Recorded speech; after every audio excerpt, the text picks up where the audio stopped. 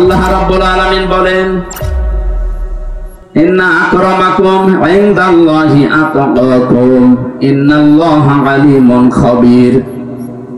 সূরা হুজুরাতের ভেতরে আছে 13 নম্বর আয়াতের শেষের দিকে, অবশ্যই আমি আল্লাহর কাছে সবচাইতে সম্মানিত, সবচাইতে বড়, যার ভেতরে আল্লাহর ভয় বেশি। আল্লাহকে বেশি ভয় করে কারা? কোরআনে কারীম জানিয়েছে, ইন্নামা ইয়াখশাল্লাহা মিন ইবাদিহিল উলামা। সূরা ফাতিরের 28 নম্বর আয়াতের মাঝে আছে, অবশ্যই পৃথিবীতে যত বান্দা বান্দী আমি বানিয়েছি, সবচেয়ে বেশি ভয় আমি আল্লাহকে করে আলেমরা। কারা? আলেম কারা? আল্লাহ পাক জবাব দিচ্ছেন, আলেম কারা? ওমান আযলামু মিম্মান কাতামা শাহাদাতান ইনদাহু মিনাল্লাহ। সূরা বাকারা প্রথম নাম্বার পারার 20 নম্বর পৃষ্ঠার 13 নম্বর লাইনের 140 নম্বর আয়াতের মাঝের অংশে আছে। এটা তাফসীরে ফি জিলালিল কোরআন সাইয়্যিদ কুতুব বর্ণনা দিচ্ছেন। আল্লাহ বলেন, এই পৃথিবীতে আমার দৃষ্টিতে, আসলাম ইসমে তাফসীল, এটা এর চাইতে বড় শব্দ আরবিতে আর নেই। সুপারলেটিভ ডিগ্রি বলা হয় ইংরেজিতে। আল্লাহ বলেন, আমার দৃষ্টিতে পৃথিবীর ময়দানে সবচাইতে বড় জালেম ওই লোকটা যার কাছে কোরআনের জ্ঞান থাকার পরেও দুনিয়ার স্বার্থে গোপন করে রাখে। আমরা যাদেরকে বড় আলেম মনে করি, আল্লাহর ভাষায় এগুলো বড় জালেম। আলেম কারা? আয়াতের ব্যাখ্যা করতে গিয়ে মুহাদ্দিসির গ্রাম লিখেছেন, পৃথিবীর ময়দানে যে ব্যক্তি আল্লাহর কালাম নিয়ে চিন্তা ভাবনা করে আর হালালকে হালাল জানে, হারামকে হারাম জেনে ছেড়ে দেয় এবং আল্লাহর ইবাদতে নিজেকে নিয়োজিত রাখে, এই মানুষটা আল্লাহর কাছে আলেম। দ্বিতীয় হাদিসে আয়াতের পক্ষে এসেছে, আল্লাহর নবী বলেন, কিয়ামতের দিন আল্লাহ যখন বিচার আরম্ভ করবেন, প্রথম নাম্বারে আল্লাহ পাক নিজের সামনে মানুষকে দাঁড় করাবেন, স্রেফ একা একা। কোরআনে কারীম জানিয়েছে, ওমা কুল্লুহুম আতিহি ইয়াউমাল কিয়ামাতি ফারদা। সূরা মারিয়ামের 95 নম্বর আয়াতে আছে, কিয়ামতে প্রতিটি মানুষ আমি আল্লাহর সামনে দাঁড়াবে। কয়জন করে? বলেন বলেন। আপনি নিজের কাছে এবার আয়াতটা সামনে নিয়ে ভাবেন তো, কিয়ামতের প্রথম বিচারের যে ধাপ শুরু হবে, বাংলাদেশে আমরা বিচার দেখি কয়েক রকম। নারায়ণগঞ্জের ম্যাজিস্ট্রেট কোর্টে একরকম বিচার হয়, এরপরে আছে জজ কোর্ট, এরপরে আছে হাই কোর্ট, এরপরে আছে সুপ্রিম কোর্ট। রায় এদেশে 4 প্রকার হয়। ম্যাজিস্ট্রেট কোর্ট থেকে যদি আপনি ন্যায় বিচার না পান, বলতে পারবেন না যে আমি ন্যায় বিচার পাইনি, আমি এই বিচার মানি না। এটা বললে আপনার বিরুদ্ধে মামলা হবে, রাষ্ট্রদ্রোহী। এতটুকু বলার ক্ষমতা আপনার আছে যে আমি ন্যায় বিচার পাইনি, আমি ওপরে যাব। যান, কোথায় যাবেন? জজ কোর্টে যান।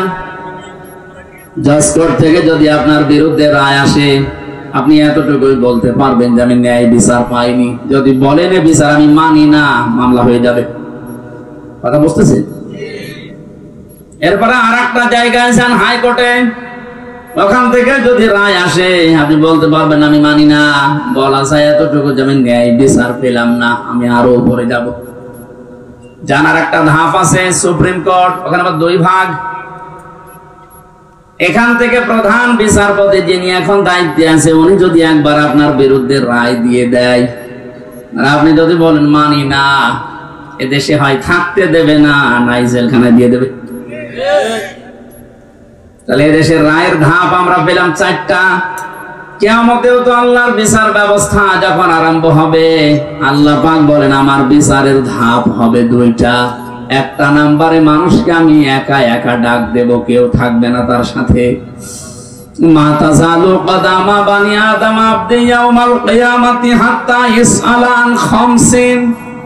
আন উমরিহি ফিমা আফনা ওয়া আন শাবাবিহি ফিমা আবলা ওয়া আন মালিহি মিন আইনা ইকতাসাবাহু ওয়া ফিমা আনফাকাহু ওয়া আন ইলমিহি মাযা আমিলা ফি।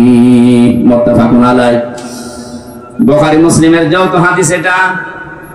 আল্লাহ পাক বলেন, প্রত্যেকটি বনি আদম সন্তানকে আমার সামনে দাঁড় করাবো, ওর আশেপাশে কেউ থাকবে না, ও আর আমি ছাড়া। 5টা প্রশ্ন করবো একে একে, সঠিক জবাব দেওয়ার আগে সামনেও যেতে পারবে না, পেছনেও যেতে পারবে না, জায়গায় দাঁড়িয়ে থাকবে। নারায়ণগঞ্জবাসী, এই হাদিসটা এবার নিজের সাথে একটু দাঁড় করান। আপনি মনে করেন একা একা দাঁড়িয়ে আছি আল্লাহর সামনে। আমার এখন 33 বছর বয়স, আপনার তো 50, 60, 70, 80 বছর। বলেন তো, এখন যদি আপনার এই 80 বছরের জবাব আল্লাহ জিজ্ঞাসা করে, জবাব দেওয়ার মতো জীবন আপনি তৈরি করেছেন? মাঝে মাঝে একা একা থাকলে আমার মনে হয় আল্লাহ পাক যদি বলে, হামজা 2024 সালের আগস্ট মাসের 31 তারিখ পর্যন্ত তোরে মাফ করে দিলাম, যা শুধু সেপ্টেম্বরের 1 থেকে 17, এই 17 দিনের জবাব দিয়ে জান্নাতে চলে যায়। আমার তো মনে হয় 17 দিনের জবাব এখনো আমার ঠিক করা সম্ভব হয়নি। আপনারা পারবেন? হ্যাঁ, আপনারা পারবেন। আপনারা 72 রাকাত নফল নামাজ পড়েন, আপনারা পারবেন না? পারবেন, আপনারা পারবেন। আপনাদের ঈমান ভালো আছে, আপনাদের চিন্তা করার দরকার নেই।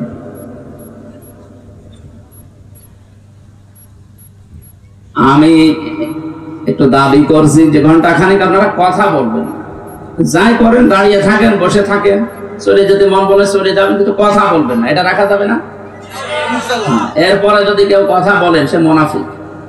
কথা দিলেন আপনি, এবারে দেখেন তো কথা কেউ বলে কিনা। ওই যে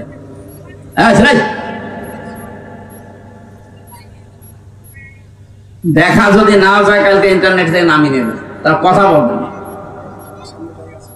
যেখানে যা আছে থাক, হয় দাঁড়িয়ে থাকেন না বসে থাকেন, কথা বলবেন না। এই একটাই অনুরোধ আমার, কথা বলবেন। খুব জরুরি হলে ইশারায় করবেন।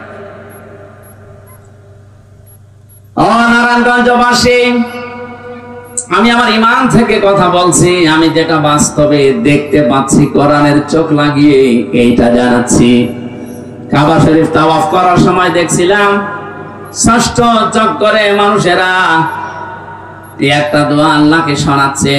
হাজরে আসওয়াদ থেকে রুকনে ইয়ামিনী এই জায়গাটা পার হওয়ার সময় দোয়াটা মানুষ পড়ে, আল্লাহুম্মা ইন্না আলাইয়া হুকুকান ফীমা বাইনি ওয়া বাইনিকা। ও আমার মালিক, আমি তোমার গোলাম, তোমার ঘর সামনে নিয়ে আমি ঘুরছিলাম, তাওয়াফ করছিলাম, প্রদক্ষিণ করছিলাম। একটা কথা কিন্তু আমি জানিয়েছি যে আমি তোমার মালিক, গোলাম, তুমি আমার মালিক। এই দুইজনের ভেতরে অনেক দিন পাওনা আছে। আমি গোলাম হিসাবে যা যা তোমার কাছে পাবো সব তুমি দিয়ে দিয়েছো। তুমি নেই থেকে আমাকে হামজা বানিয়েছো। কোন নাম পরিচয় আমার দুনিয়ায় ছিল না। হাল আতা আলাল ইনসানি হিনুম মিনাদ দাহরি লাম ইয়াকুন শাইআম মাযকুরা। কোন নাম পরিচয় আমাকে উল্লেখ করার মতো কিছু ছিল না দুনিয়ায়, সেখান থেকে তুমি আজ আমাকে হামজা বানিয়েছো। আমার কিছু ছিল না, সব আমার আজকে আছে। যা পাওয়ার আমি বান্দা হিসাবে, গোলাম হিসাবে সবই তো পেলাম, কিন্তু তুমি আমার মালিক, তুমি তো কিছু দাবি করো আমার কাছে। আমি দাবি অনুযায়ী তোমাকে কিছুই দিতে পারিনি, তবে একটা সম্পদ আমার কাছে আছে, সে সম্পদের নাম তুমি আমাকে মাফ করে দাও।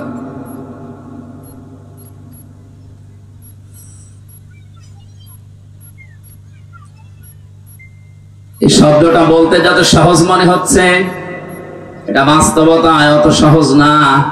এটা যাদের জীবনে সেট হয়ে গেছে, ওদের জীবন পরিচ্ছন্ন করে দিয়েছে আল্লাহ।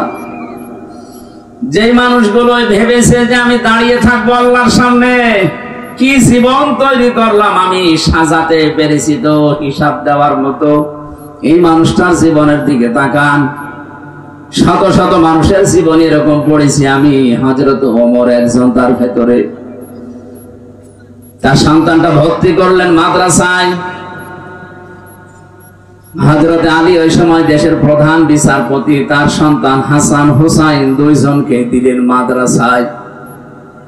হযরতে হুসাইন বারবার তিনি কলম ফেলে দিচ্ছেন, আব্দুল্লাহকে ডাক দিয়ে বলেন আমার কলম তুলে দাও। 3 বার ফেলে দিলেন, 3 বারই বললেন তুলে দাও। তার রাগ হয়ে গেছে, ডাক দিয়ে বলছে হুসাইন কলম ফেলো নিচে, আমারে তুলতে বলো, আমি কি চাকর, আমি কি তোমার খাদেম নাকি? হযরত হুসাইন রাগ করে বললেন তুমি তো শুধু খাদেম না, খাদেমের বাচ্চা খাদেম।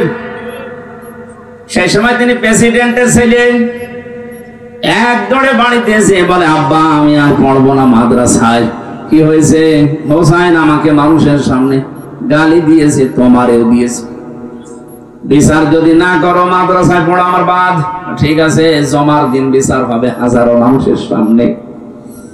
খুতবা দিচ্ছিলেন তিনি, হঠাৎ আলোচনা বন্ধ করে দিলেন, ডাক দিয়ে বললেন হুসাইন আসো। হ্যাঁ এদিকে আসো। তুমি আমার এই ছেলেকে মানুষের সামনে খাদেমের বাচ্চা খাদেম বলে গালি দিয়েছে। হ্যাঁ দিয়েছি। কেন দিলে? ইমাম হুসাইন ডাক দিয়ে বলে খলিফা বুকে হাত দিয়ে বলেন তো আপনি কি আমার নানার খাদেম ছিলেন না?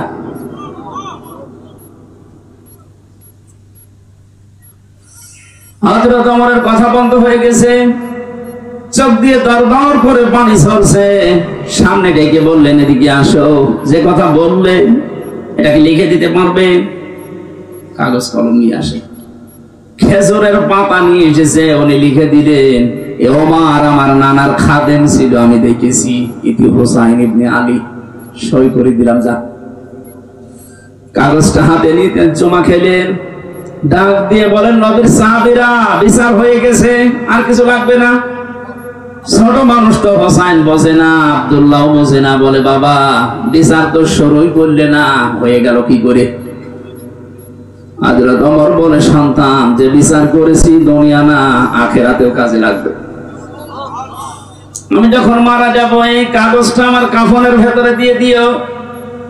ময়দানে মাহশরে যখন আল্লাহ পাক তার বিচারের প্রথম স্টেপে আমাকে ডাকবে, জীবনের কিছু যদি আল্লাহর ভালো না লাগে এই কাগজটা তুলে দেখাবো, মাবুদ আমার জীবনের কোনো কিছু যদি তোমার কাছে কবুল না হয়, পছন্দ না হয়, এই কাগজটার দিকে একটু তাকাও, তোমার নবীর নাতি লিখে দিয়েছে আমি নবীর খাদেম ছিলাম। এই ওসিলায় হলো তুমি আজকে আমারে মাফ করে দাও।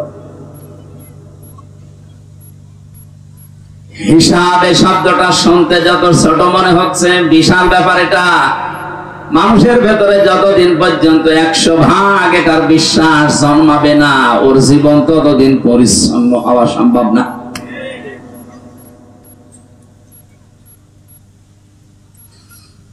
বিচারের প্রথম ধাপে যেহেতু আল্লাহ আপনাকে একা ডাকবেন, কেউ সাথে থাকবে না। 5 নাম্বার যে প্রশ্নটা, এইটাই আমার আসল বিষয় আজকে।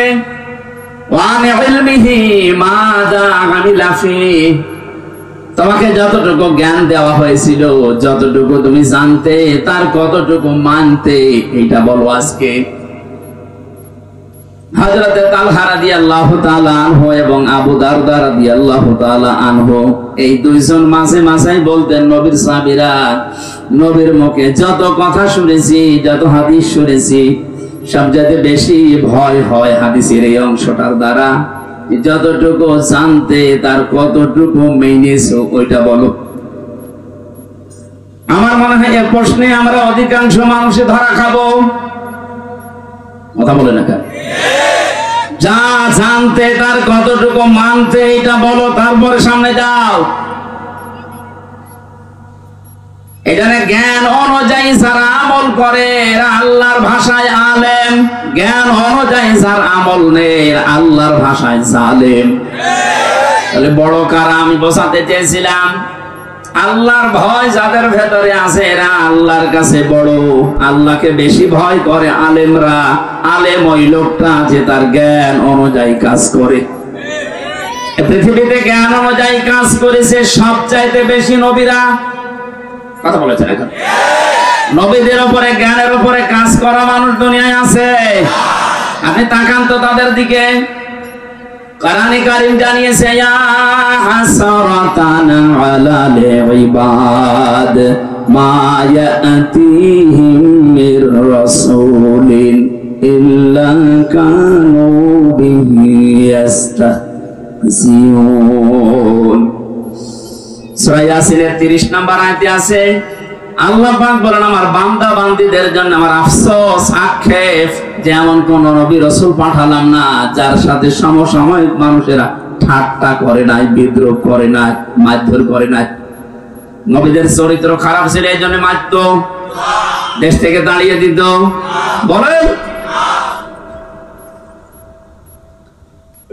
যত নবী আমি পড়েছি জীবনী, প্রতিটি নবীর তাকান তাদের দিকে, অধিকাংশ নবীর নাম পর্যন্ত উম্মতরা পাল্টিয়ে দিয়েছে।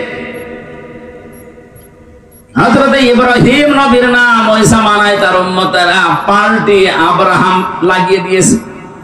হযরত মুসা আলাইহিস সালামের নাম খ্রিস্টানরা পাল্টিয়ে, ইহুদিরা পাল্টিয়ে দিয়েছে জোসেফ। আমি যতগুলো ইহুদি রাষ্ট্রে গেছি, ইহুদিদের সাথে আমি যতটুকু মিশেছি, ওরা মুসা নবীকে বলতে জোসেফ, এইটা বোঝে। খ্রিস্টানদের সাথে যত মিশেছি, ওরা হযরত ঈসা আলাইহিস সালামের নাম পাল্টিয়ে দিয়েছে যিশু। মুসলিম বিজ্ঞানী ছিল আল-কামি, তার নাম পরিবর্তন হয়ে গেছে আল-কেমিস্ট্রি।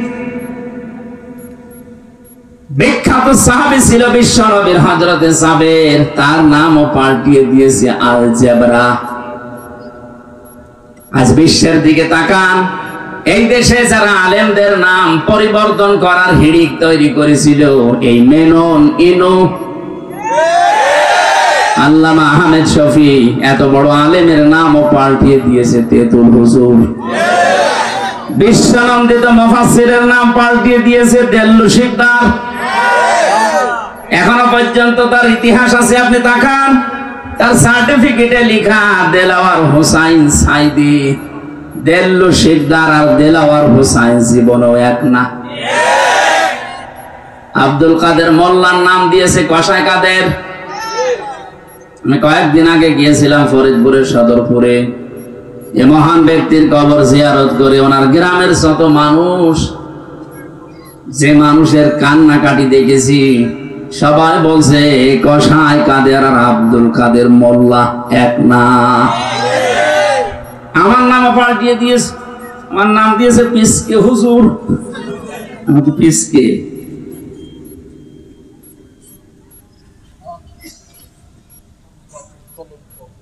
এই যে নাম সারা পাল্টিয়ে দেয়, পরিবর্তন করে দেয়, এ মানুষগুলো আল্লাহর বা আল্লাহর নিজের কাছে তারা জালেম। সূরা হুজুরাতের ভেতরে আছে, যারা মানুষের নাম পরিবর্তন করে দেয়, এই মানুষগুলো যদি তওবা না করে, ওয়ামাল্লাম ইয়াতুব ফাউলাইকা হুমুজ জালিমুন। যে মানুষগুলো নাম পরিবর্তন করে মানুষকে ডাকো, যদি তওবা না করো তোমরা জালিম হয়ে মারা যাবা।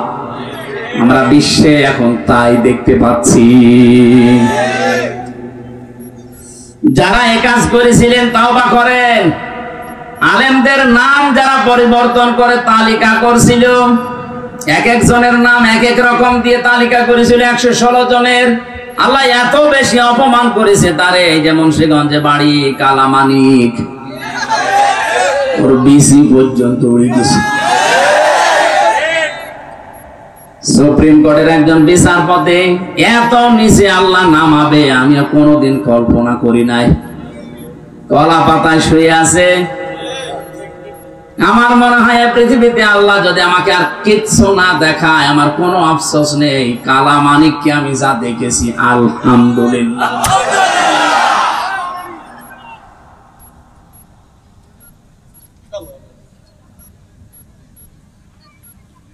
এবার আসেন তো যে কথা বলতে চাচ্ছিলাম, আল্লাহর কাছে বড় যেহেতু আলেমরা, এদের সম্মান, মর্যাদা, ইজ্জত, শ্রদ্ধা এটা দেওয়া লাগবে, নয়তো আপনি নবীর উম্মত হতে পারবেন না। 15.5 বছর আমরা এটা দেখেছি। যারা আল্লাহর কোরআনের জ্ঞান, নবীর হাদিসের জ্ঞান থাকার পরে গোপন করে রেখেছে দুনিয়ার স্বার্থ পেয়ে, তাদেরকে আমরা দেখেছি অনেকে আলেম মনে করতে, অথচ আল্লাহর ভাষায় ওগুলো বড় জালেম। আর যারা জ্ঞান অনুযায়ী আমল করতে গেছে, তাদের তো শ্রদ্ধা সম্মান দূরের কথা, এত নিচে নামিয়েছে অত্যাচারে। আমি নিজে সাক্ষী, 3টা বছর আমার সাথে যা করেছে সাধারণ মানুষের সাথে এরকম করে না। ওরা আলেম দেখলে দায়িত্ব দিছ হিন্দুদের। আমার দায়িত্ব পড়েছিল দেবদুলাল, সুব্রত বালা, চণ্ডী দাস, কি সুন্দর নাম না? দেখলেই বোঝা যাচ্ছে যে আমার প্রতি রহম করবে। আচরণই ওই রকম।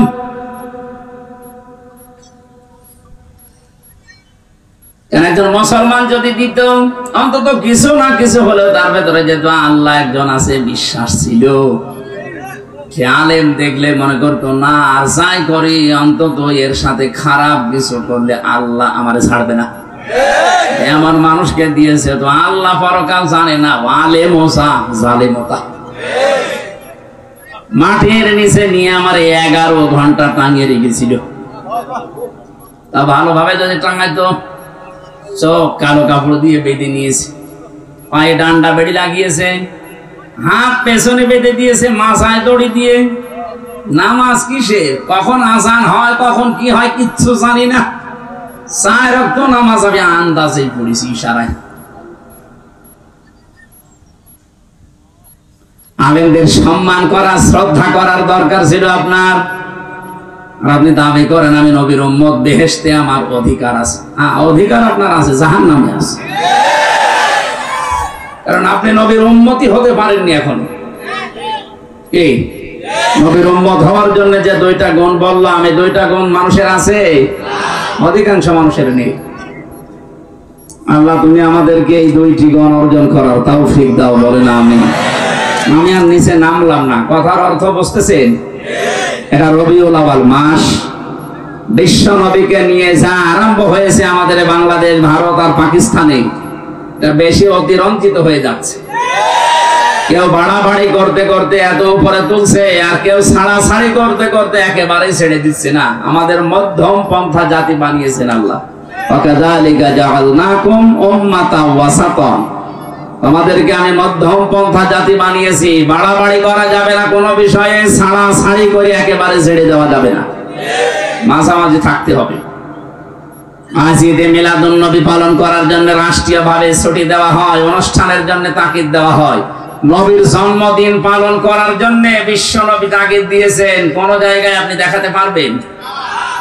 নবীজি কোরআন দিয়ে রাষ্ট্র চালাতে হবে এ বিষয়ে তাকিদ পেয়েছেন। আল্লাহ পাক বলেন ইন্নাল্লাযী ফারাদা আলাইকাল কুরআনা লারাদ্দুকা ইলা মাআদ। সূরা কসসের 85 নম্বর আয়াত প্রথম অংশে আছে, অবশ্যই আমি আল্লাহ কোরআনের আইন মানা ফরজ করে দিয়েছি। কি করে দিয়েছি? ফারাদ, ফারজুন শব্দটা আছে। অবশ্যই কোরআনের আইন মানা ফরজ। অথচ 96% মুসলমান আমরা এই দেশে বাস করি।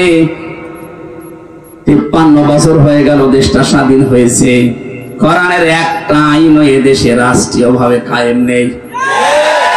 আপনি কি জবাব দেবেন? শুধুমাত্র নবীর মিলাদ, মিলাদ মানে জন্ম, মিলাদ মানে তার জন্মদিন নিয়ে আনন্দ করে জিলাপি আর খিচুড়ি খেয়ে মহব্বত দেখাচ্ছেন।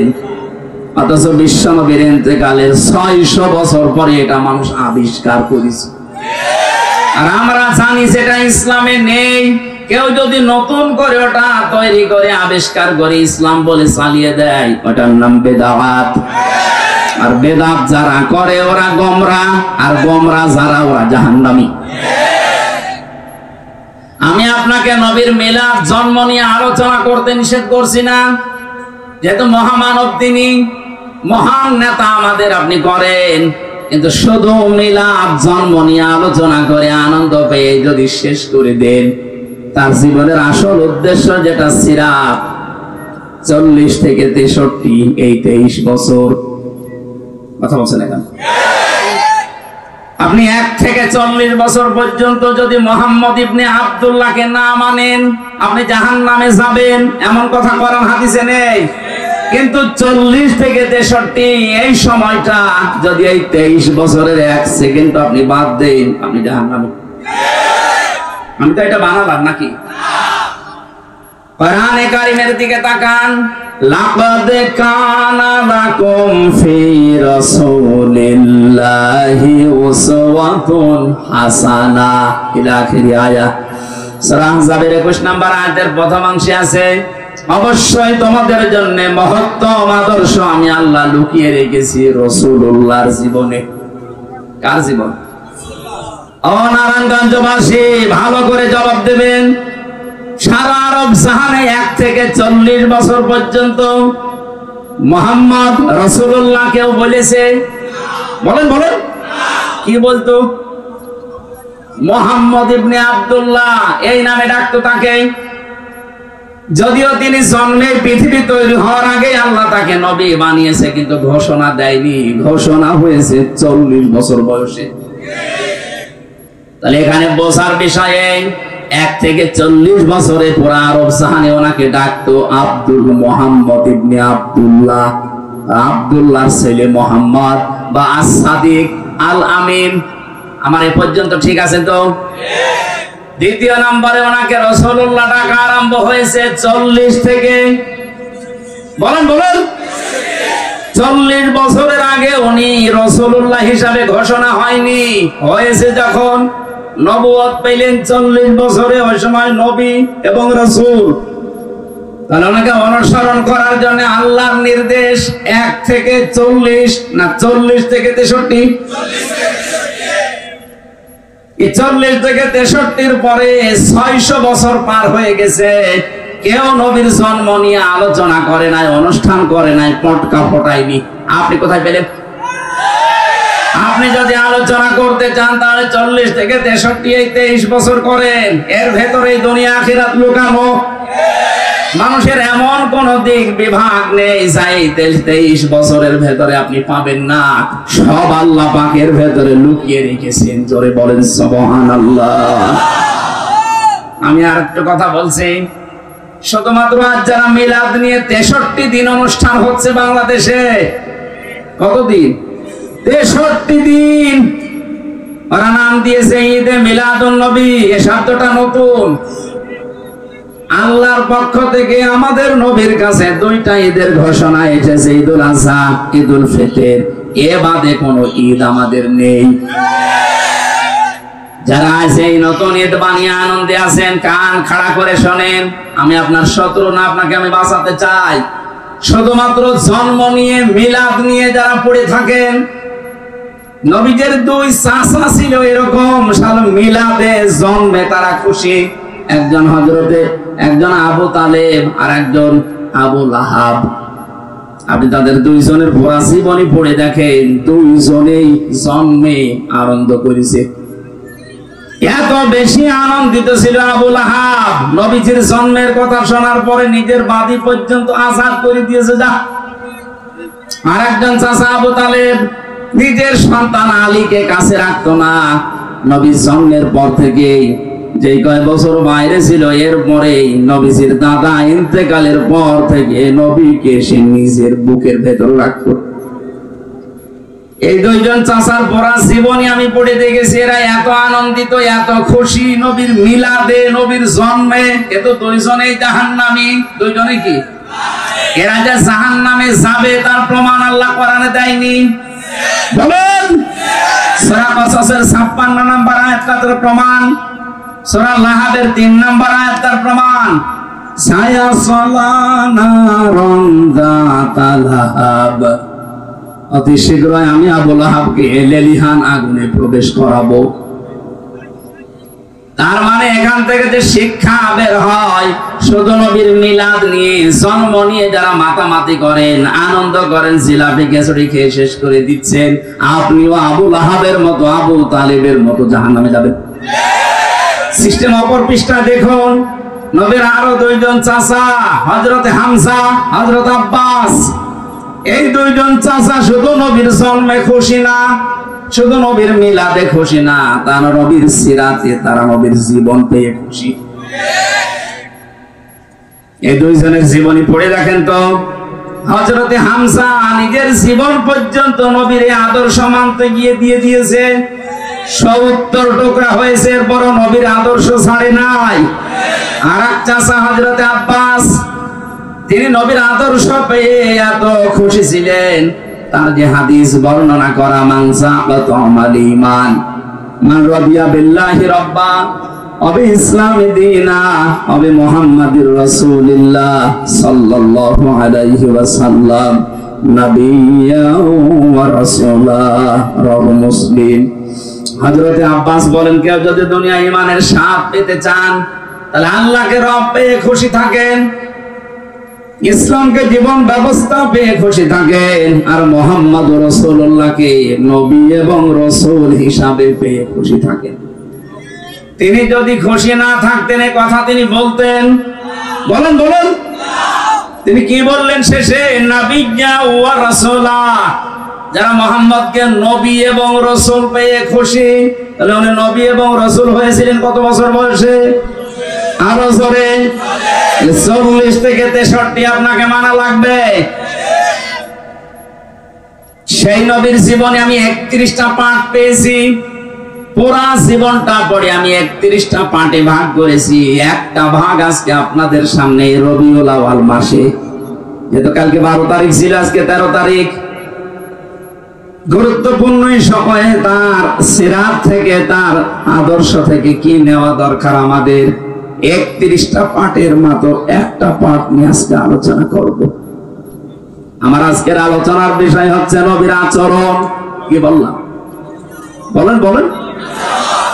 অনেকে মনে করে এটা দুনিয়ার বিষয়, আচরণ, ব্যবহার, আচার আচার না, এটা আখিরাতের সাথে সম্পৃক্ত। বিশ্ব নবী বলেন, মানুষকে সবচেয়ে বেশি জান্নাতে নিয়ে যাবে মানুষের আচরণ আর আল্লাহর ভয়। সুবহানাল্লাহ বলতে পারেন নাই? আকুলু লিন্নাসি হুসনা। মানুষের সাথে যদি কেউ আচরণ করতে গিয়ে, ব্যবহার দেখাতে গিয়ে হাসি মুখে কথা বলে, তাও সাদকা দেওয়ার সওয়াব হয়। 31টা পাঠ ভাগে ভাগে যদি কথা বলতে হয়, পুরা কোরআন, আল্লাহর নবীর চরিত্র, আমরা একটা পাঠ বেছে নিলাম, আচরণটা দেখি। আল্লাহ পাক কি আচরণ তাকে দিয়েছিলেন? কোরআনে কারীম জানাচ্ছে, ওয়া ইন্নাকা লাআলা খুলুকিন আযীম।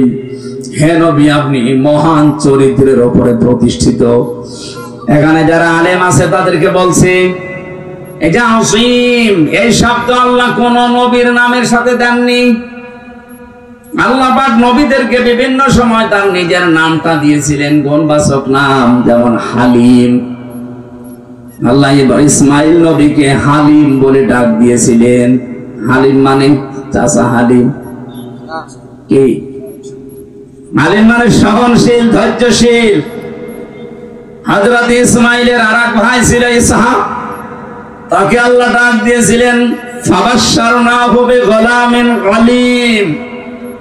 আমার জ্ঞানী বান্দা এটা, একজনকে হালিম, একজনকে আলিম, কিন্তু বিশ্ব নবীকে দিয়েছে আযীম।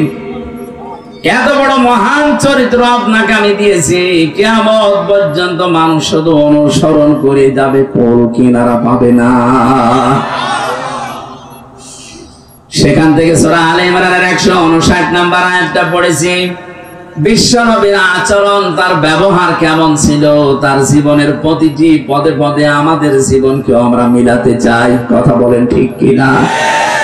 আল্লাহ পাক বলেন, ফাবিমা রাহমাতিন মিনাল্লাহি লিনতা লাহুম ওয়ালাউ কুনতা ফাসসান গালিযাল কলবি লানফাদ্দু মিন হাওলিক। আল্লাহর যত রহমত, এই পৃথিবীতে যত রহমত আল্লাহ দিয়েছেন তার ভেতরে অন্যতম দয়া রহমত আপনার প্রতি এই যে আপনি মানুষের সাথে কোমল আচরণ করেন, নরম আচরণ করেন। আপনার যদি ভাষা কর্কশ হতো, আপনি যদি বদ মেজাজি হতেন, আপনি যদি খিটখিটে মেজাজের হতেন, আপনি যদি কঠোর হৃদয়ের অহংকারী হতেন, তাহলে মানুষ আপনার চারিপাশ থেকে দূরে চলে যেত। ফাআফু আনহুম, মানুষের জন্য ক্ষমা প্রার্থনা করেন, মানুষের জন্য ক্ষমা প্রার্থনা করেন। আস্তাগফির লাহুম, তাদেরকে ক্ষমা করে দেন। নিজে তো ক্ষমা করবেন এবং তাদের জন্য নিজে ক্ষমা চাবেন। ওয়াশাবিরহুম ফিল আমর, দুনিয়ায় যে কোনো কাজে তাদের পরামর্শের ভিত্তিতে করবেন। ফাইদা আযামতা ফাতাওয়াক্কাল আলাল্লাহ, কোন কাজ যখন সিদ্ধান্ত নিয়ে ফেলবেন তখন ভরসা করবেন আল্লাহর উপরে। ইন্নাল্লাহা ইউহিব্বুল মুতাওয়াক্কিলিন, অবশ্যই আল্লাহ ভরসাকারীদের, যারা ভরসা করে আল্লাহর প্রতি তাদের ভরসা আল্লাহর উপরে করাই দরকার। এটা ছিল বাংলা মাতৃভাষায় অর্থ। এবার আমরা ব্যাখ্যায় যাচ্ছি। নবীজিকে আল্লাহ যত দয়া দেখিয়েছেন, যত গুণ দিয়েছেন, তার ভেতরে অন্যতম গুণ এইটা, তিনি কোমল হৃদয়ের ছিলেন, নরম, সফট, কোমল। এত নরম ছিলেন নবীজি, তার আচরণ ছিল নিজের শরীরের সাথে, পরিবারের সাথে, শিশুদের সাথে, মুরব্বীদের সাথে, বন্ধুদের সাথে, স্ত্রীদের সাথে, মেয়েদের সাথে, মা বাবার সাথে, যুদ্ধবন্দীদের সাথে, প্রতিবেশীর সাথে, এমনকি শত্রুদের সাথে। এরকম 27টা বিষয় আমি পেয়েছি। তাফসীরে ফি জিলালিল কোরআন ইবনে কাসির মুফাসসিরিন ইকরাম যেভাবে সাজিয়েছেন, আমরা কোরআনে কারীম থেকে ওইভাবে আমাদের জীবনে নবীর জীবন মিলাতে চাই। আমাদের আদর্শ কি কারো বাবা? বলেন বলেন। আমাদের আদর্শ কারো স্বামী, কারো চাচা? আমাদের আদর্শ একমাত্র, কেবলমাত্র, শুধুমাত্র বিশ্ব নবী মুহাম্মদুর রাসূলুল্লাহ সাল্লাল্লাহু আলাইহি ওয়াসাল্লাম। কালকে ধর্ম উপদেষ্টা ঘোষণা দিয়েছে, এদেশ থেকে যদি টাকা পাচার বন্ধ করতে চান, এদেশ থেকে যদি চাঁদাবাজি বন্ধ করতে চান, কিয়ামতের আগে বন্ধ করতে পারবেন না যতদিন পর্যন্ত বিশ্ব নবীর আদর্শ কায়েম না হবে। টাকা পাচার বন্ধ হয় না, চাঁদাবাজি যে বন্ধ হয় না, এটা 5 তারিখের পর থেকে আমরা অনেকে দেখেছি। কথা বলে না কেন? এর আগে ছিল যেভাবে প্রকাশ্যে, হয়তো 5 তারিখের পরে অনেকে গোপনে আরম্ভ করেছিল। প্রকাশ্যে গোপনে কোন চাঁদা এদেশে হবে না যদি নবীর আদর্শ এদেশে কায়েম করা যায়। আর এটা কায়েম করবে ফেরেশতারা।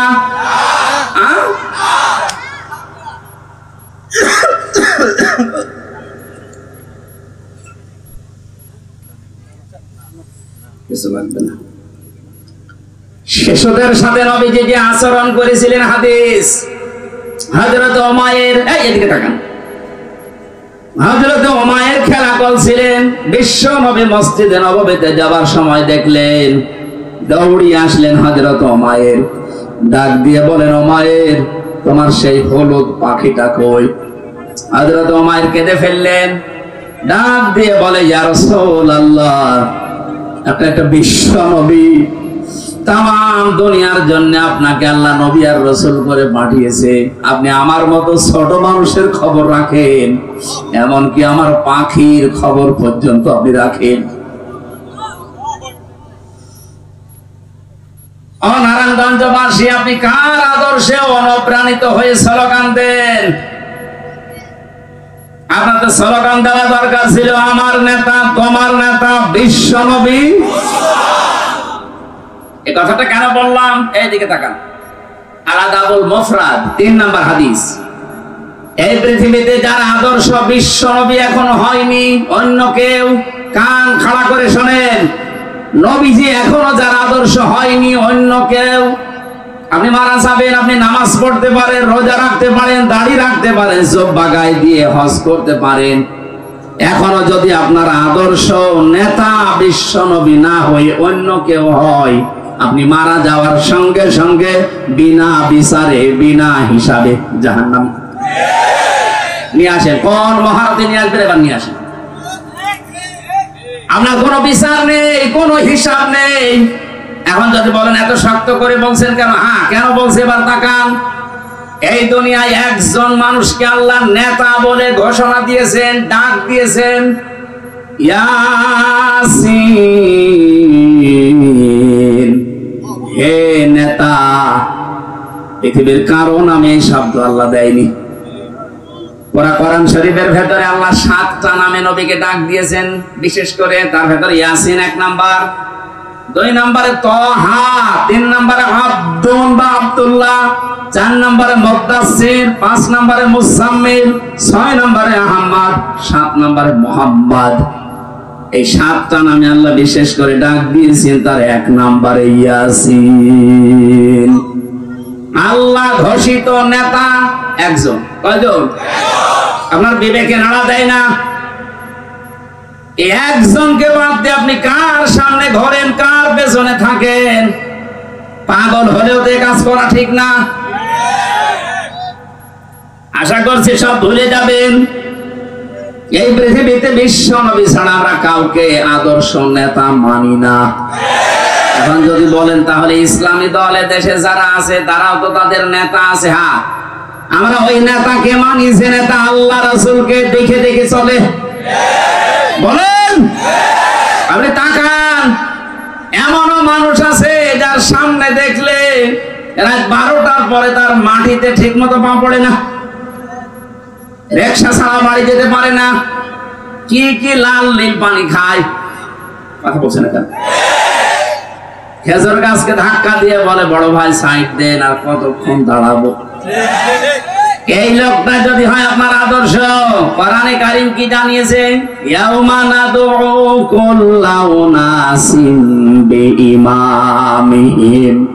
সূরা বনী ইসরাঈলের 72 নম্বর আয়াতের প্রথম অংশে আছে, আল্লাহ বলেন কিয়ামতে প্রতিটি মানুষকে বিচারের দ্বিতীয় ধাপে, ওই যে ম্যাজিস্ট্রেট কোর্টস, জজ কোর্ট বলছিলাম না, আমার আল্লাহ বলেন প্রথমে তো তোরে একা ডাকবো, দ্বিতীয় সিস্টেমে এবার তোরে একা না, তোর ইমামের সাথে, তোর নেতার সাথে ডাক দেব। নারায়ণগঞ্জবাসী, আমি বিবেককে প্রশ্ন করছি, আপনার যে নেতার আদর্শ মতো চলেন আর গর্ব করে বলেন আমি অমুক নেতার সৈনিক, বলেন তো ওই লোকটা কিয়ামতে আপনার সামনে থাকবে, আপনি থাকবেন পেছনে? যেই লোকটা আপনার সামনে, যার চরিত্র আপনি জানেন, কথা বলছেন না কেন? যার সরাত সিরাত আপনি দেখেছেন, সে যে কি করে আপনি এতদিন পর্যন্ত দেখতেছেন, এই লোকটার সামনে পেছনে আপনি, ওকে যদি আল্লাহ কিয়ামতে দেখে, আপনার কি মনে হয় যে আল্লাহ ওকে মাফ করবে? ওর সরাত সিরাত দেখে তো আল্লাহর রাগ হয়ে যাবে। ওর রাতের চরিত্র একরকম, দিনেরটা আর একরকম। আপনি নিজেই এখন বলছেন ঠিক আমাকে মাফ করবে না, তাহলে আছেন কেন? কথা বলেন না কেন? এই মুহূর্তে সিদ্ধান্ত পাল্টান। যাকে দেখলে অন্তত আল্লাহর মায়া লাগবে এরকম নেতা দেশে নেই। আমার নিজের দেখা, আমি নিজে জেলখানার ভেতরে দেখেছি, তার সরাত সিরাত, তার আমল, তার তাওয়াক্কুল, আল্লাহর প্রতি ভরসা, ইখলাস। আমার মনে হয় আল্লাহর নবী মুহাম্মদ রাসূলুল্লাহ সাল্লাল্লাহু আলাইহি সাল্লাম দুনিয়ায় যা যা বলেছেন করেছেন, তার একেবারে পা থেকে মাথা পর্যন্ত সব দেখা যাচ্ছে। যাকে দেখলে আল্লাহর কথা মনে হয়, আল্লাহর জিকির স্মরণ হয়। আর আমি এমন নেতার আদর্শ মানি যার ভেতরে নবীর কোন সুন্নাত নেই, আদর্শ নেই, ও দেখলেই মনে হয় টাটকা একটা শয়তান। খালি 72 রাকাত নামাজ যা পড়ে, তাছাড়া কিছু নেই। তাহলে এমন মানুষকে আপনি নেতা মানবেন যাকে আল্লাহ কিয়ামতের দিন দেখলে অন্তত আল্লাহ পাক রাগ করবেন না।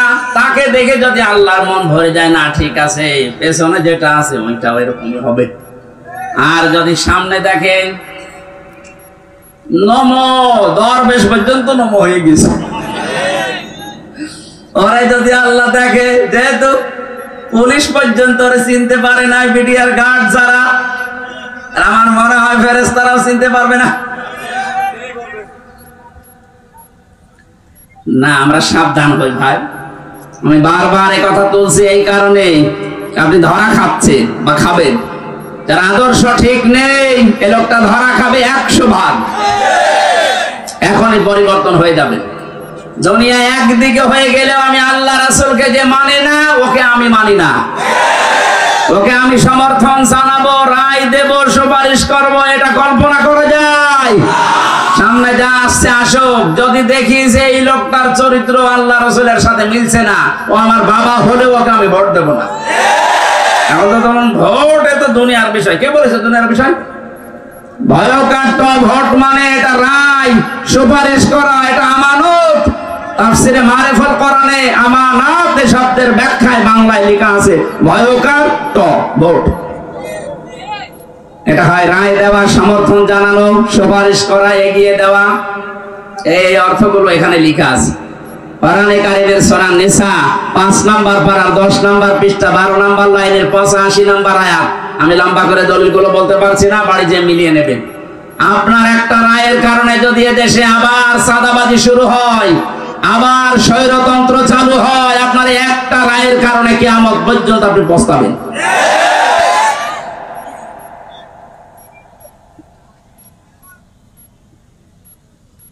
বৌমা এসেছে, কেবল বাসর ঘরে প্রবেশ করেছে, দাদি শাশুড়ি এসে বলছে আমার কিন্তু পতি চাই।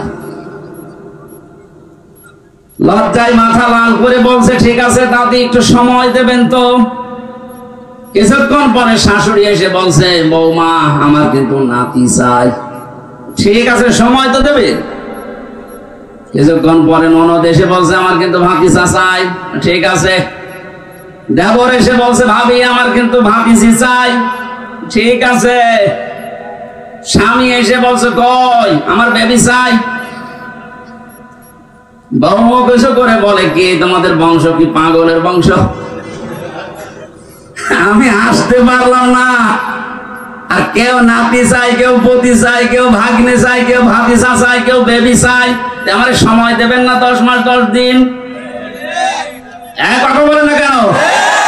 আমার একটু সময় দেন, আমি একটু বসিয়ে নেই। তারপরে আপনার বেবি লাগবে আমি দেব, নাতি লাগবে আমি দেব, ভাতিজা লাগবে সব দেব। সময় দিচ্ছেন না, আমি ওগুলো ডাউনলোড করে নিয়ে আসবো। দায়িত্ব যাদেরকে দেশের লোক ছাত্র জনতা মিলে দিল, আরে ভাই তাকে একটু বুঝ করে নিতে দেন। যেখানে যেখানে ক্যান্সার আছে ক্যান্সার গুলো কেটে বাদ দিতে দেন। এই অবস্থায় যদি দেন নির্বাচন দিয়ে দিলাম কি হবে? অধীনের ভোট রাতে হয়ে যাবে আবার। এই যে ছাত্র জনতা এদেশে যে 9 দফা দিয়ে আমাদেরকে স্বাধীনতার স্বাদ এখন দেখিয়েছে, আমরা ওই 9 দফার বাস্তবায়ন চাই। তাদের প্রথম দফা হচ্ছে বৈষম্য থাকবে না। আমার মামলা যেহেতু খারিজ হয়ে গেছে, আমি মনে করলাম আদালতকে জিজ্ঞাসা করি, আজকে যেমন আপনি বললেন এর কোনো মাল নেই, কি দেখে বিচার করবো? 3 বছর তো আপনার কাছে আমার মামলা ছিল, তখন তো কিছু বলেননি। এই কথাই আমাদের বলতে তো হুজুর আমার হাত বাঁধা ছিল। কি ছিল? আমরা চাই এদেশে কারো হাত এভাবে যেন বাঁধা না থাকে। 1628টা চেয়ার এই দেশে। কত? তাই বলে এই চেয়ার না, এই চেয়ারের তো কোনো দাম নেই। 1628টা চেয়ার এই দেশে, খালি একটা চেয়ার খোলা ছিল আর 1627টা চেয়ার বাঁধা ছিল। এই জন্য এত দুর্নীতি। 1628টা চেয়ারই যদি খোলা থাকতো একটা চেয়ারের মতো, এই দেশে কেউ দুর্নীতি করে ছাড় পেত না। একটা দেশ কতটা রসাতলে গেলে কেন্দ্রীয় মসজিদের ইমাম পর্যন্ত পালিয়ে যায়। বাইতুল মুকাররমের ইমামও পালিয়ে গেছে। আর কোথায় আর কে পালাবে না বলেন? বাকিগুলো তো ভয় একটু আছে, ওই ইমামই যদি পালিয়ে যায় মুসল্লি তো আগে পালাবে। এই জন্য আমরা যেহেতু প্রথম দফায় দিয়েছি যে বৈষম্য থাকবে না, কারো হাত বাঁধা থাকবে না, সব হাত খোলা থাকবে।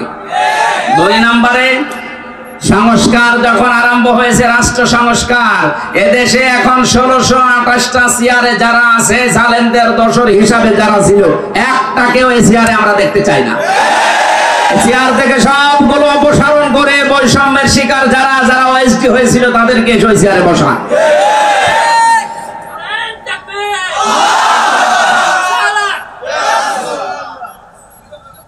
কথাগুলো বোঝার চেষ্টা করবেন। আমি শুধু নারায়ে তাকবীর দেওয়ার জন্য বলছি না। শিশুদের প্রতি আল্লাহর নবী যে আচরণ, তিনি বিশ্ব নবী হওয়ার পর শিশু এবং শিশুর পাখি পর্যন্ত ভুলে যাননি। নবী যে আচরণ করেছিলেন, তাকান, আল্লাহর নবীর আচরণ ছিল বড়দের সাথে। বিশ্ব নবী মুহাম্মদ রাসূলুল্লাহ তো এই হাদিসটা এই জন্যই বলেছিলেন, যারা বড়দেরকে শ্রদ্ধা করো না, সম্মান দাও না, আমি নবী বলছি তারা আমার উম্মতের দলভুক্ত হতে পারো না। বলেন নাউযুবিল্লাহ। তার আচরণ ছিল যুদ্ধবন্দীদের সাথে, যুদ্ধবন্দীদের সাথে তার যে আচরণ, আমরা আজকে কারাবন্দীদের সাথেও সে আচরণ করতে পারছি না। কারাবন্দীদের সাথে আচরণ 3 রকম হয়। আমি কাশিমপুর কেন্দ্রীয় কারাগারে ছিলাম, হাই সিকিউরিটিতে, ওখানে 3 রকমের আচরণ পেয়েছি। আমার তো মামলা একটা ছাগল চুরি মামলাও না, ঠুনকো একটা মামলা দিয়েছে। তারপরে আমার রেখে দিত ফাঁসির কন্ডেম সেলের ভেতরে।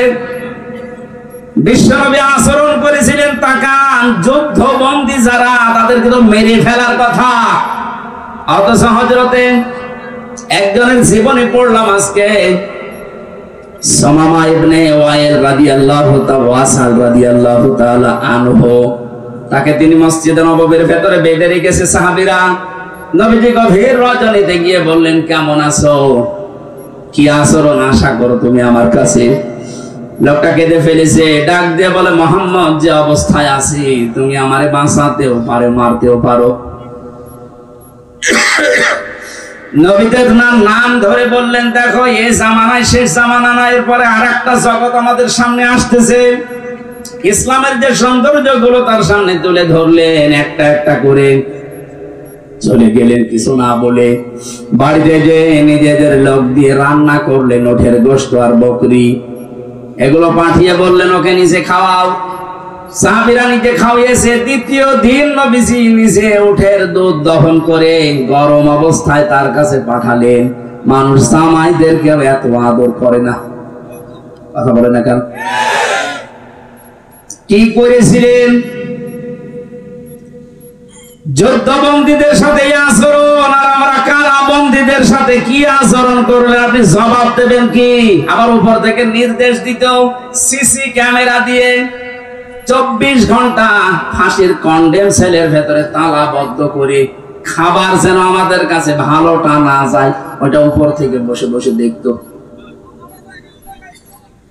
অথচ এখন যারা রিমান্ডে আছে, দরবেশ, আনিসুল, এমেনুল, ইনু, এদেরকে নাকি বাড়ির খাবার খাওয়ানো হচ্ছে, এসি ঘরে থাকতে দিয়েছে। কারা দায়িত্বে আছেন আমি জানি না, প্রকাশ হয়ে যাচ্ছে। কিন্তু বাংলার ছাত্র জনতা যদি একবার আবার রুখে দাঁড়ায়, চেয়ারে কিন্তু আর থাকতে পারবেন না। জালেমরা যা করেছিল, কোরআন যেহেতু জানিয়েছে, ওয়াইনা কাবতুম ফাআকিবু বিমিসলি মা উকিবতুম বি, যতটুকু তোমার সাথে করেছে অতটুকু করো। অন্তত আমরা অতটুকু চাচ্ছি, বেশি করার দরকার নেই। 11 ঘন্টা টাঙিয়ে রাখেন শয়তানদের। ব্যারিস্টার আরমানের মতো 8 বছর মাটির নিচে আয়না ঘরে একটু আটকিয়ে রাখেন, খেলা বুঝবে যে কারে কয় দুনিয়া। আবার স্ট্যাটাস দেয়, কি করেছি আমার কুকুরের মতো তাড়িয়ে দিল। কি করেছেন টের পাচ্ছেন না? এদিকে আসেন, চট করে ঢুকে পড়বো। আসেন, চট করে ঢুকে পড়াচ্ছে। সারা বাংলাদেশের 18 কোটি মানুষ যদি আপনাকে মাফ করে দেয়, ব্যারিস্টার আরমানের বউ আপনাকে মাফ করবে না। আয়না ঘরের সাথে যারাই জড়িত, একটারও কোনো ক্ষমা নেই, কারণ এগুলো মানুষ না, এগুলো কুলাঙ্গার আর জানোয়ার। আমারে মাটির নিচে নিয়েছে আচরণ করতো, আমার মাঝে মাঝে আমার তো কষ্ট হইতো, মাঝে মাঝে মনে হয়তো আল্লাহ ও যা করে গেল, ও বাড়ি যে ওর বোর কাছে থাকে কি, ও তো ঘুম আসার কথা না। আমার সাথে মুফতি ফখরুল ইসলাম ছিল, ওরে নিয়ে মাটির নিচে আয়না ঘরে এই পার ভেতরে হাত দিচ্ছে, এখানে হাত দিয়ে সামনে রড, এই রডের সাথে ধরে হাতে তালা লাগবে। তবে 1-2 ঘন্টা 5 ঘন্টা 24 ঘন্টা তালা লাগানো, মাত্র 1.5 মিনিট সময় দিত টয়লেট করার। আর খাবার যা দিত, মাখানো খাবার, মনে হচ্ছে যে 4-5 জন মাখিয়ে এক জায়গায় রেখে দিয়েছে, পেল পারলে খা না পারলে না খা। আপনি নবীর মিলাদ পড়তে পাগল হয়ে আছেন। নবীর এটা সিরাত না, নবীর আদর্শ না এটা। তিনি যুদ্ধবন্দির সাথে কি করলেন, আর আপনি কারাবন্দির সাথে, তা তো অন্যায় ভাবে।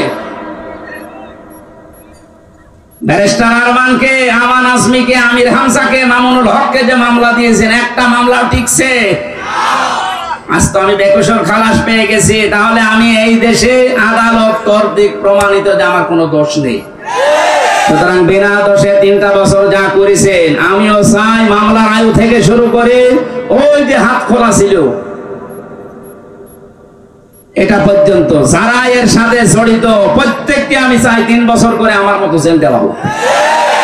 শুধু আমি না, 1,10,000 মানুষ এখন সারা বাংলাদেশে জেল খাটতেছে, বিশেষ করে মিডিয়াররা বেকার আটকে রেখেছে।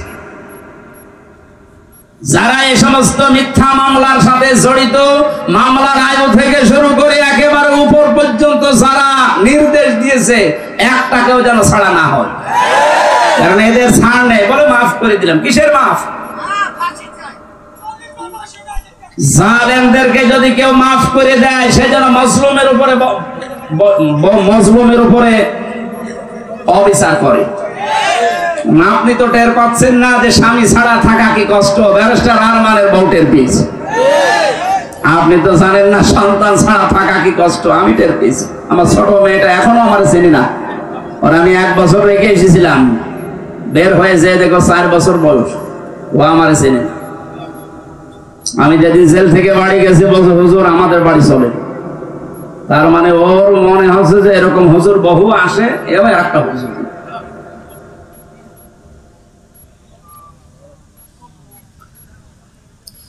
আমরা যুদ্ধবন্দীদের সাথে রাসূলের আচরণ কারাবন্দীদের সাথেও করতে পারি না। আপনি আয়না ঘর বানিয়ে ঘুমাতেন, আমার তো বিশ্বাস হয় না যে এরা ঘুমায় তো কি করে। মনে হয় হয় লাল পানি খেত, নাই ঘুমের বড়ি খেত। দ্বিতীয় দিন নবীজি এসে ডাক দিয়ে বললেন, সাহাবীরা সামামাকে ছেড়ে দাও। সাহাবীরা বলো, হুজুর ছেড়ে যাবো মানে? না, ছেড়ে দাও, আমি যেটা জানি তোমরা জানো না। ছেড়ে দেওয়া হলো। উনি চলে গেলেন তার গোত্র মামার কাছে। সেই গোত্রে তিনি এক গোত্র খেজুর বাগানের পাশে এক কুয়াতে গোসল করলেন। ছুটে আসলেন আবার মদিনায়। বিশ্ব নবীকে বলে, হে রাসূল, আমি চিন্তা ভাবনা করতে করতে গিয়েছিলাম, আপনার ওই আচরণ আমার মনে পড়ছিল 3 দিনে, আমি আর নিজেকে কন্ট্রোল করতে পারি না, আপনি আমারে কালেমা পড়িয়ে দেন। তিনি ওখান থেকে চলে গেলেন। ইয়ামেন থেকে গম আসতো মক্কায়, ওই গম নিয়ে মক্কার মানুষেরা ব্যবসা করে খেত। উনি বললেন, ওখানে যেহেতু বহু অমুসলিম আছে, ইসলামকে তারা বিশ্বাস করে, আল্লাহর বিরুদ্ধে তারা দাঁড়িয়েছে, শিরিক করে, আমি তাদের জন্য এই গম আসা বন্ধ করে দিলাম। কারণ তিনি ধনী মানুষের সন্তান ছিলেন, তিনি লিডার ছিলেন একজন। শেষ পর্যন্ত মক্কার মানুষের খাবার দাবারই বন্ধ হয়ে গেল। এই যে মানুষের খাবার আটকিয়ে দিয়ে স্যাংশন দেয়, আমেরিকা যে টাকা দিচ্ছে না, বিশ্বনবীর হস্তক্ষেপে শেষ পর্যন্ত এটা আবার চালু হয়। নবীজি যুদ্ধবন্দীদের সাথে যে আচরণ দেখিয়েছিলেন, আমরা আজ যদি বাংলাদেশে যারা বিরোধী দলে আছে এই মানুষগুলোর সাথে ওই আচরণ করতে পারতাম, প্রত্যেকে আপনার দলের লোক হয়ে যেত। আমরা পারি না। পশু পাখির সাথে নবীজি যে আচরণ করেছিলেন, একটা পশু এসে কাঁদছিল নবীর কাছে, নবীজি ভাষা বুঝতেন। সাহাবীকে ডাক দিয়ে বললেন, তোমার এই পশুটা আমার কাছে নালিশ দিয়েছে তোমার বিরুদ্ধে, কি আচরণ করেছো তার সাথে? তুমি নাকি আজকে সারাদিন তাকে খাবার দাওনি, অথচ খাবারের পরিবর্তে খালি কাজ করিয়েছো। যদি এর সাথে আচরণ করে থাকো, কিয়ামতের দিন তুমিও আল্লাহর দরবারে মামলার আসামি হবে। অন্যান্য বিশ্বে আমি যখন উন্নত বিশ্বের দিকে যখন নিজে ঘোরার জন্য গিয়েছি, দাওয়াতের জন্য গিয়েছি, ওই সমস্ত দেশে দেখতে পেয়েছি গাড়ি ঘোড়া যখন চলে, যদি রাস্তায় একটা সাপ ফানা তুলে দাঁড়ায়, কয়েকশো গাড়ি দাঁড়িয়ে গেছে, সাপটা নিরাপদে চলে যাবে, বিড়ালের বাচ্চা নিরাপদে চলে যাবে, এরপরে গাড়ি যাওয়া আরম্ভ হয়। কেন? তাদের কাজ নেই, গুরুত্বপূর্ণ কাজ সব স্টপ, যেন একটা পশুর ক্ষতি না হয়, একটা ফুল বাগান ফুলের গাছের ক্ষতি না হয়। তারা নবীর হাদিসটা মেনে চলে, যদিও নবীকে তারা বিশ্বাস করে না, কিন্তু আমরা নবীকে বিশ্বাস করার পরও তার এই আচরণ কাজ করতে পারি না। একটা বেশ্যা মহিলা শুধুমাত্র একটা পশুর সাথে ভালো আচরণ করার কারণে জান্নাত পেয়ে গেছে। একটা নামাজি মহিলা একটা বিড়ালের সাথে খারাপ আচরণ করার কারণে আল্লাহ পাক জাহান্নামী বলে ঘোষণা দিয়েছে। নবীজি শত্রুদের সাথে যে আচরণ করেছিলেন, আজ আমাদের সেই সময় এসে গেছে। বিজয়ের সময় বিশ্ব নবী মুহাম্মদ রাসূলুল্লাহ দেখেছেন, ওরা সব থরথর করে কাঁপছিল। নবীজি বললেন, লা তাসরিবা আলাইকুমুল ইয়াউম ইযহাবু আনতুমুত তুলাকা, যাও আজকে সবাইকে আমি মুক্ত করে দিলাম, কারো প্রতি কোনো অভিযোগ নেই।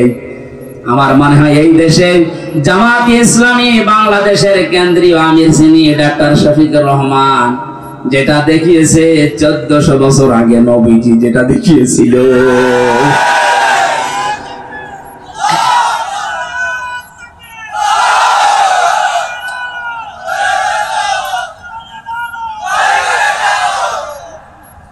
প্রত্যেক জায়গায় নবীজির এই কমলতা আমরা পেয়েছি।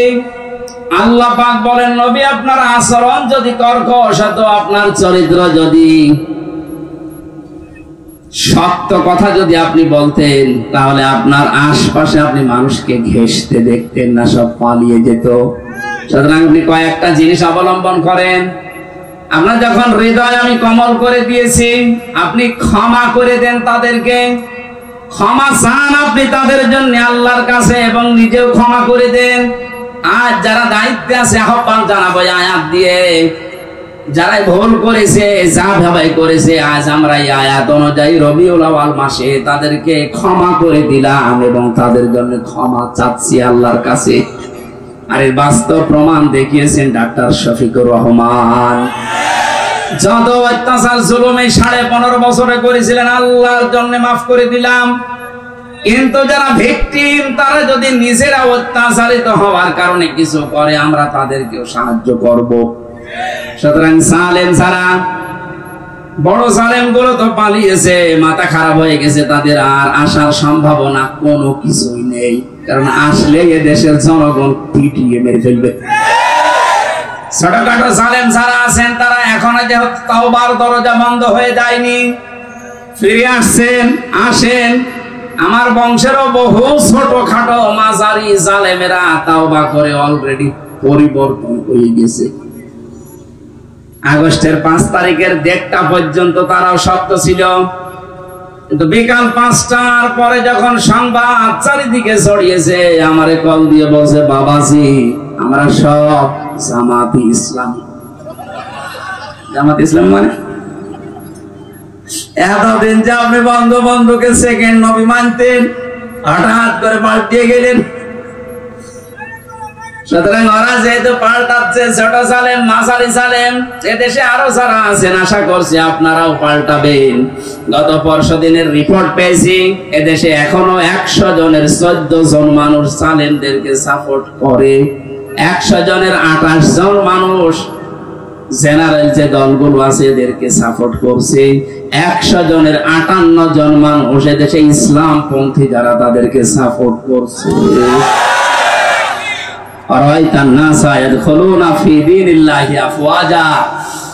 আপনি দলে দলে পালে পালে মানুষ ইসলামে আসতে দেখবেন, সেই দৃশ্য এখন আরম্ভ হয়ে গেছে। গত 3 দিন আগে দিনাজপুরে 10 জন এক মঞ্চে এসে মুসলমান হয়ে গেল আমার কাছে। এর আগে 2 জন চুয়াডাঙ্গাতে, এর আগে 1 জন গাইবান্ধাতে। মানুষ যেভাবে দলে দলে আসতেছে, 58 থাকবে না ইনশাআল্লাহ, 100 জনের 100 ভাগই এই দেশে ইসলাম কায়েম হোক, এটা চাইবে। সেই দৃশ্যের আশায় আছি। আল্লাহ আমাদেরকে যেন নবীর আদর্শ সব জায়গায় মানার তৌফিক দেন, আল্লাহুম্মা আমিন। লা ইলাহা ইল্লা আনতা সুবহানাক ইন্নী